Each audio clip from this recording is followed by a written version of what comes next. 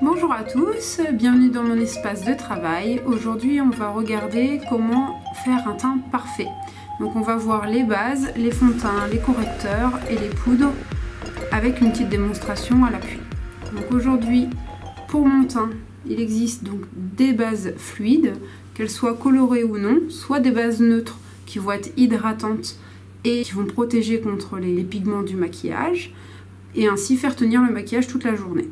Donc on a les bases, ensuite suivant les imperfections qu'on va avoir justement on va choisir un fond de teint plus ou moins couvrant. On va avoir deux fonds de teint fluides chez Alvarez, donc soit un fond de teint avec un effet naturel, il va être vraiment translucide mais il va lisser le teint et l'unifier, et on va avoir l'autre fond de teint, donc un autre fond de teint fluide, mais c'est le Photo Foundation, et lui va avoir une base beaucoup plus couvrante et justement permettre de camoufler déjà les premières imperfections dès cette application là.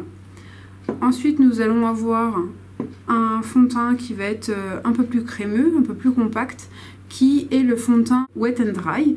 On va l'utiliser humide, ça va faire un fond de teint crémeux et avec un fini poudré, et quand on va l'utiliser à sec, ça va faire une poudre, tout simplement. Donc pour les femmes pressées, elles vont utiliser ce produit là, c'est un produit 2 en 1, sinon le fond de teint et la poudre derrière. Et pour celles par contre qui ont plus d'imperfections, qui vont avoir des corrections, même des petites cicatrices à camoufler, même pour des maquillages soir, grand soir, photo, là on va utiliser les fonds de teint stick comme ceci. Au niveau des corrections, on va avoir des correcteurs qui vont être complètement différents. Soit on va avoir les crayons correcteurs avec des teintes différentes, donc ça va être vraiment pour les petites corrections à faire, ou même tout simplement pour agrandir l'œil pour les personnes qui ont les yeux plus petits. On va voir d'autres corrections également. On va voir par exemple pour celles qui ont des cernes orangées, voire bleutées, ou encore des personnes qui vont avoir un teint un petit peu jaune, ou encore des rougeurs à camoufler. On va avoir différentes corrections. Donc la verte pour les rougeurs, les violettes pour les teints un petit peu jaunes, jaune et orange pour les cernes bleutées, et les blanches juste pour illuminer les zones T ou encore au niveau des petites pommettes. Donc pour celles qui vont avoir des corrections non colorées à faire, on va avoir une gamme justement avec des correcteurs qui vont aller des peaux les plus claires aux peaux les plus foncées. Et pour sculpter le visage ou encore éclaircir ou illuminer le visage, on va avoir les modelers. Donc un foncé et un clair. Une fois qu'on a appliqué la base, le fond de teint, les correcteurs, on va ensuite appliquer les poudres libres ou compactes. Les poudres libres, tout simplement, ça va être vraiment pour fixer le teint, les corrections. À partir du moment où on va mettre un fond de teint ou même des corrections, on va utiliser automatiquement une poudre libre. La poudre compacte, on va l'utiliser pour les personnes qui sont pressées le matin et qui n'ont pas forcément de correction à faire, pas de cernes, pas de boutons, etc. Vraiment juste pour unifier le teint et avoir un teint mat. Avec ça, en fait, on va également utiliser ces poudres compactes pour les retouches au cours de la journée. Maintenant que je vous ai expliqué tous les produits qu'on peut retrouver pour faire un teint, je vais vous montrer donc les accessoires. Une éponge à fond de teint, ou encore un pinceau à fond de teint, une houppette normale, un goupillon pour brosser les sourcils, un pinceau poudre, un pinceau plat, une spatule. Voilà. Donc démonstration, je m'attache les cheveux et je reviens tout de suite. Voilà, les cheveux attachés, c'est plus simple pour pouvoir se maquiller. Donc on va commencer avec la base de SLA justement, c'est la numéro 7, qui elle est une base illuminatrice. Elle est légèrement teintée mais ça se voit pas vraiment sur le visage, et elle a des teints justement, elle a des petites particules irisées, donc là justement pour accrocher la lumière. Donc celle-ci on peut l'appliquer tout simplement avec les doigts, elle est tellement fluide qu'on n'a pas besoin vraiment de l'appliquer, enfin d'en mettre une tonne sur le visage, ça ne sert strictement à rien. Donc n'oubliez pas d'en mettre au niveau des yeux, au niveau de la bouche et dans le cou. On dégrade bien au niveau des cheveux, ça m'a pris 10 secondes. Au niveau du fond de teint, Pour ma peau, j'ai des petites imperfections en ce moment au niveau du menton. Un petit peu de cerne également. Donc je vais utiliser le Photo Foundation numéro 6, pardon. Donc là, c'est pareil. Ce que je vais faire, le petit conseil, c'est qu'on l'applique sur la main. Une pression qui suffit largement. Donc je vais prendre mon éponge et lisser sur l'ensemble du visage. Ce qui est pas mal avec l'éponge, c'est qu'on peut également travailler sur une imperfection tout simplement en tapotant avec l'éponge. Ça évite d'utiliser parfois les correcteurs. Donc c'est assez rapide. On n'oublie surtout pas de dégrader dans les cheveux pour éviter de faire un super masque qui va démarquer le visage. On choisit bien évidemment une couleur qui est de la même carnation que votre peau.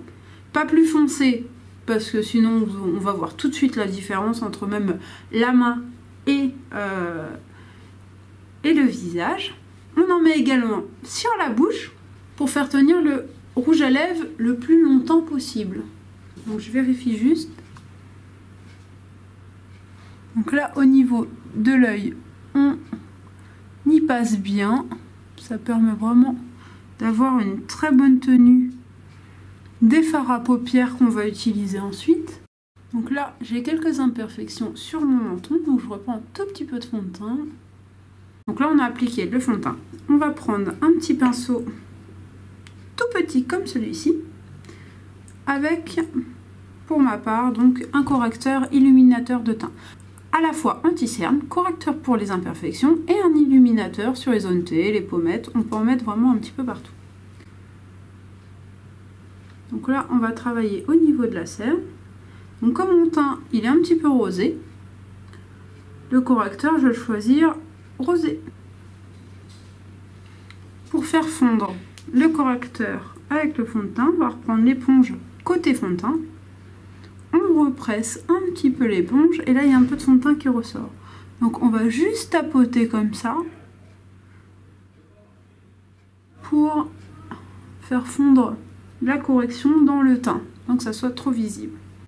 Moi j'ai une bouche qui est légèrement asymétrique, donc ce qu'on peut faire aussi, c'est qu'on va redessiner le pourtour. En même temps ça redonne un peu de volume. D'ailleurs pour les personnes qui ont les lèvres un peu fines, vous pouvez très bien, avec le crayon correcteur, redessiner au-dessus pour faire une mise en volume de la lèvre. Pour terminer, je vais prendre une poudre libre. Donc, même couleur évidemment que mon teint. Donc la poudre libre, comme je vous disais, elle va fixer le fond de teint et les corrections. Ainsi, vous aurez la peau aussi plus mate et lisse, douce comme une peau de pêche. Donc là, avec la houppette, comme on a fait des corrections, on va vraiment tamponner. On n'en met pas tout de suite au contour des yeux, parce qu'on a des petites rides, même si elles sont tout simplement juste des rides d'expression, ça risque de figer le fond de teint dedans et on verra le fond de teint figé. Donc au niveau du travail des yeux après, le problème c'est que ça se verra. On poudre aussi la bouche, le cou avec. Là, dans le cou, on peut lisser sans problème, il n'y a pas de correction qui a été faite. Et là, donc, on va prendre le pinceau plat. Donc, la petite technique, pour ne pas avoir le fond de teint qui va rester figé dans la paupière, on va se mettre la tête en arrière, on va lisser avec le doigt, et ensuite, on va venir en mouvement de ventousage avec le pinceau, poser la poudre. Et dans le cas inverse, pour la cerne à poudrer, donc il faut bien poudrer les yeux quand même, hein. On va mettre la tête en avant, on va lisser avec le doigt et on va poser en mouvement de ventousage. On ne change pas. La base du maquillage, c'est vraiment le fond de teint, enfin le teint.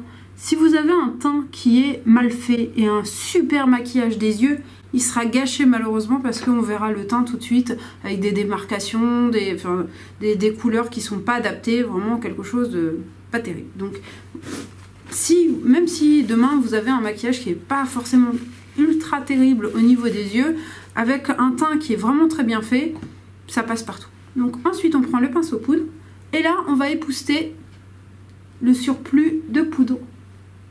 Si vous trouvez que vous avez un pot de peinture sur le visage, que vous avez vraiment mis trop de poudre, vous reprenez la houppette du côté où vous n'avez pas mis de poudre et là vous allez juste lisser comme ceci. Et là le surplus va sur la houppette. Ensuite on va prendre le goupillon, on va brosser les sourcils et vous pouvez également le faire sur les cils. Parce que la poudre elle se fige aussi dans les cils.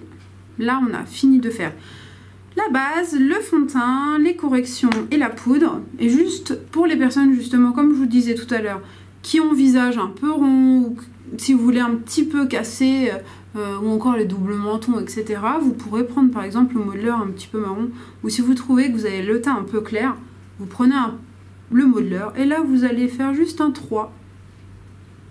Pour les personnes où il faut affiner le teint, on va aller vraiment juste ici, là, pour creuser. Ou même les personnes qui ont la mâchoire carrée, pour casser ce côté carré. Voilà. Maintenant, vous avez toutes les cartes en main pour avoir un teint parfait. N'hésitez pas à me rejoindre sur la page Facebook, la page YouTube. Et si vous avez des questions, je suis à votre disposition pour y répondre. Donc passez une bonne soirée et à bientôt. Ciao!